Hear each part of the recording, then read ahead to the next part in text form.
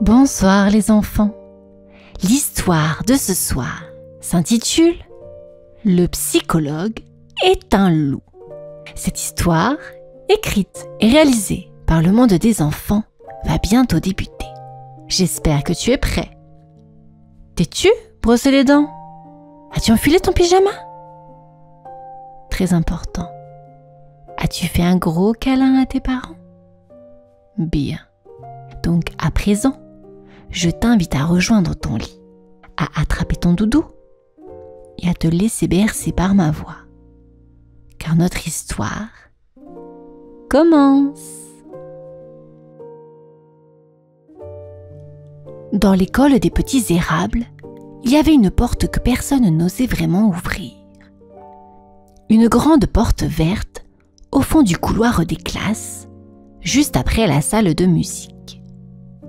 Sur la plaque dorée, il y était écrit en lettres bien rondes « Psychologue scolaire, Monsieur Loup ». « Tu crois qu'il mord ?» chuchota Alana Lucie en passant devant. « Je sais pas, mais j'ai entendu dire qu'il a des crocs énormes », répondit-elle, les yeux écarquillés. Personne ne l'avait vraiment vu, juste des silhouettes, et parfois un bruit de pas feutrés ou une toux grave qui faisait frissonner les cartables. Mais ce matin-là, la maîtresse s'approcha doucement de Lucie, qui frottait ses yeux dans le coin de la classe. « Lucie, tu sais, Monsieur Loup peut t'aider. Tu veux aller le voir ?» Lucie hésita. Son cœur battait un peu trop fort, mais elle hocha la tête. Le couloir semblait plus long que d'habitude. Les murs chuchotaient presque. Lucie serrait fort son doudou dans la poche de sa salopette.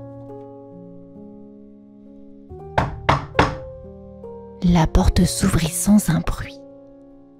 Et là, Lucie vit un loup immense, tout gris, avec des lunettes rondes sur le museau et une écharpe bleue autour du cou. Il sourit. Pas un sourire de loup méchant, un sourire doux, lent, profond. « Bonjour Lucie. Tu veux t'asseoir dans le fauteuil moelleux ?» La voix était grave comme un tambour, mais elle faisait du bien. Lucie entra, les yeux brillants d'inquiétude et de curiosité. Sur le mur, il y avait des dessins d'enfants, une guirlande de feuilles d'automne et une boîte de mouchoirs en forme de nuage. Elle s'assit. Le fauteuil faisait plouf sous elle. Et pour la première fois, elle se sentit écoutée.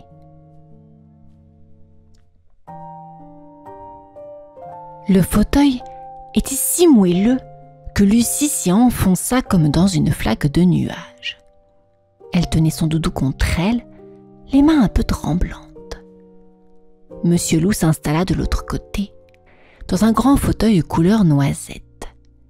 Il croisa ses longues pattes et lui sourit encore.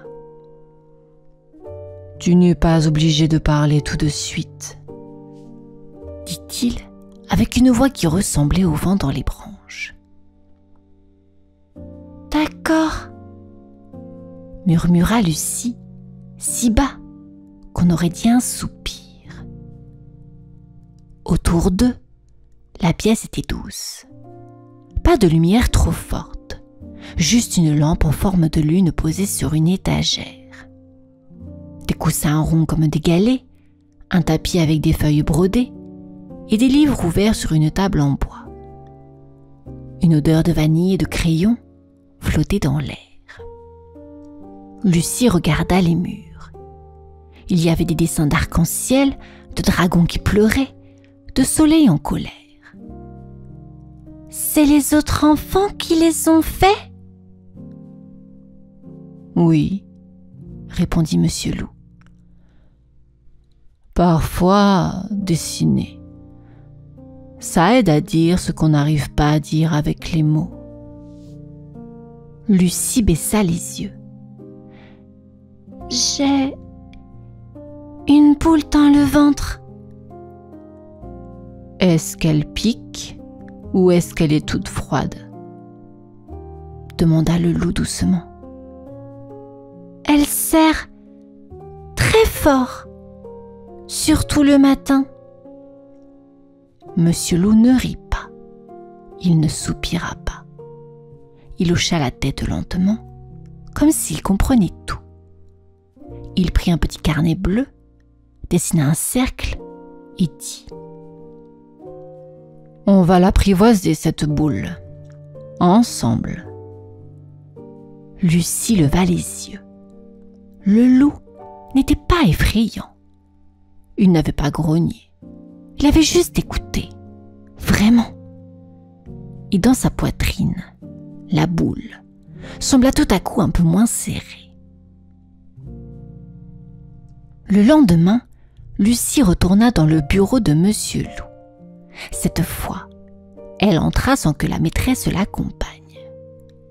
Le fauteuil mouillé l'attendait comme un vieux copain.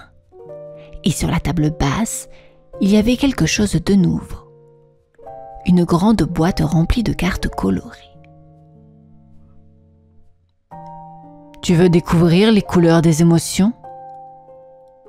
demanda Monsieur Loup en tapotant doucement la boîte. Lucie hocha la tête. Le loup posa devant elle une première carte, rouge flamboyant, avec une petite flamme dessinée au centre. « La colère, dit-il. Elle brûle, elle gronde, elle veut tout casser parfois. Mais elle dit souvent: j'ai besoin d'aide, tout de suite. » Puis, une carte bleue profonde avec une goutte au milieu. La tristesse, elle coule doucement, mais elle ouvre aussi le cœur. Une jaune éclatante avec un soleil qui sourit. La joie, elle saute, elle éclate comme des bulles de savon. Une verte, plus calme, avec une feuille.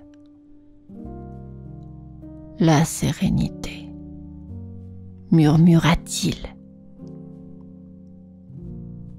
Quand ton cœur se pose comme un oiseau dans un nid. Lucie regardait, fascinée.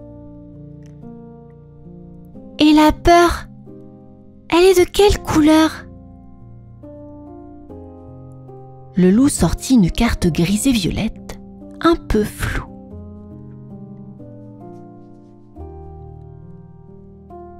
La peur change souvent de forme. Parfois, elle chatouille. Parfois, elle glace. Mais elle veut surtout qu'on se sente en sécurité. Lucie prit la carte grise et la serra doucement. C'est elle, ma boule. Elle est comme ça. Le loup sourit, puis lui tendit un petit carnet. Tu peux colorier tes émotions si tu veux. Dessiner ce qu'il y a dans ton ventre. Tu sais, c'est courageux de les regarder. Lucie ne répondit pas tout de suite, mais elle ouvrit le carnet. Et cette fois, elle dessina. Le jeudi suivant, en sortant du bureau de Monsieur Loup, Lucie croisa un garçon qu'elle connaissait à peine. Jules, de la classe des moyens. Il avait souvent les poings serrés et les joues rouges. Il tapait parfois dans les murs quand il était fâché. Mais là, il sortait du bureau, tout calme, avec un mouchoir froissé dans la main et les yeux encore humides. Il ne parla pas. Il sourit juste à Lucie.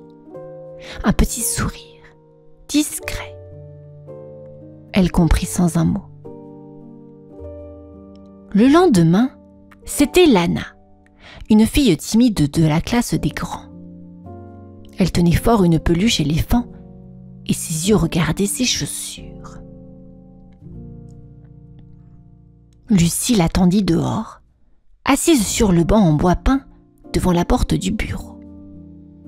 Quand Lana sortit, elle s'arrêta, étonnée. « Tu attends quelqu'un ?»« Non, juste... Je sais que parfois, ça fait du bien qu'il y ait quelqu'un en sortant. » Lana ne dit rien, mais s'assit à côté d'elle. Le vent passait dans les branches. On entendait les cris joyeux de la cour au loin. Lucie se pencha un peu. « Moi aussi, j'ai une boule dans le ventre. Avant. » Lana chuchota. « Moi, j'ai un vide ici. » Elle posa la main sur sa poitrine. Elles restèrent là un moment, sans rien dire. Dans les jours qui suivirent, Lucie vit d'autres enfants sortir du bureau. Un qui pleurait en silence, une autre qui riait en tenant un dessin, un petit garçon qui serrait un galet dans sa main. Et Lucie comprit que le loup n'était pas un secret ni un danger. C'était une porte invisible que chacun pouvait franchir quand le cœur en avait besoin. Lucie ne savait pas trop pourquoi, mais ce matin-là, elle s'était levée avec une idée précise. Elle voulait offrir quelque chose à Monsieur Loup.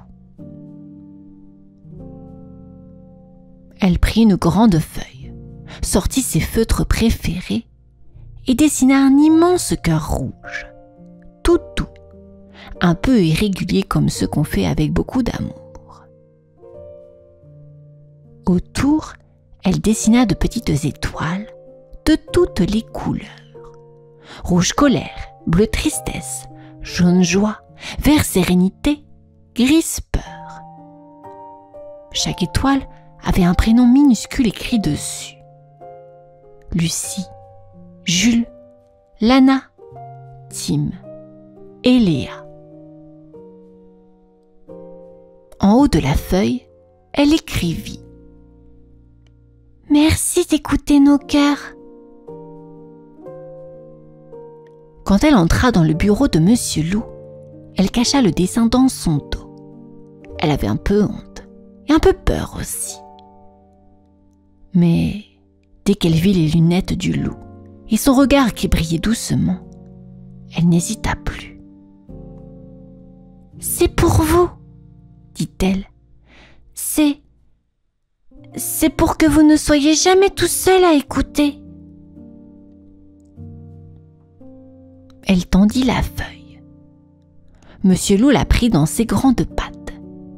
Il resta silencieux longtemps. Ses yeux devinrent brillants comme les étoiles dessinées.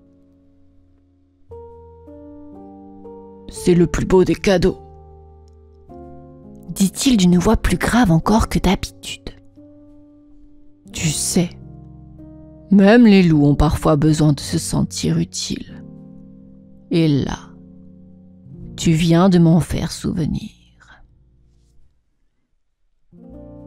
Il accrocha le dessin au mur, juste au-dessus de la boîte de mouchoirs en forme de nuage. Lucie sourit. Elle se sentait fière, vraiment. Et quand elle vit Lana dans le couloir, elle courut vers elle. « Tu veux que je t'accompagne la prochaine fois ?» Lana hésita, puis sourit. « Oui, ensemble, c'est plus doux. »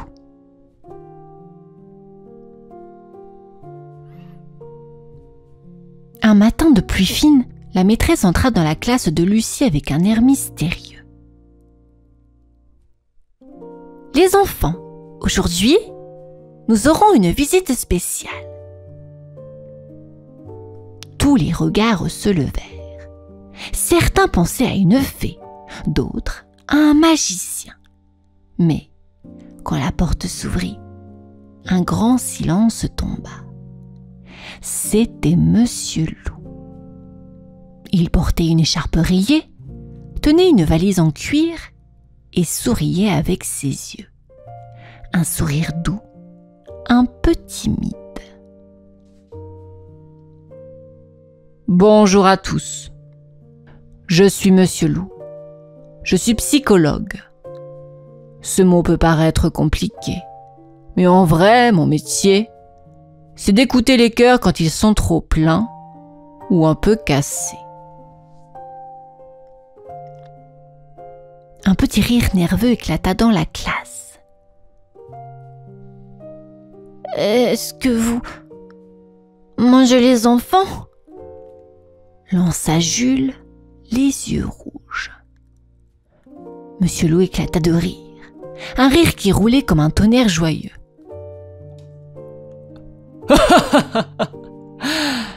Non, jamais.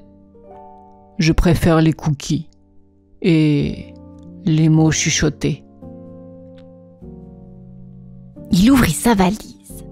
À l'intérieur, il y avait une roue des émotions qui tournait comme une boussole, un doudou en forme de nuage pour les gros chagrins, une cloche qui sonnait quand on voulait dire « j'ai besoin d'aide » et une boîte de mots doux à piocher. Les enfants oublièrent vite qu'il était un loup.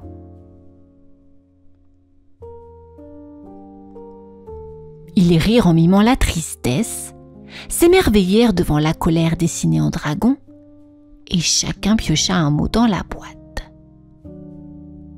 Lucie lut le sien à voix haute. « Tu es précieux, même quand tu ne dis rien. » Monsieur Loup leva les yeux vers elle, ému. Et ce jour-là, dans la classe des petits érables, un loup fut applaudi. Non pas parce qu'il faisait peur, mais parce qu'il écoutait avec son cœur.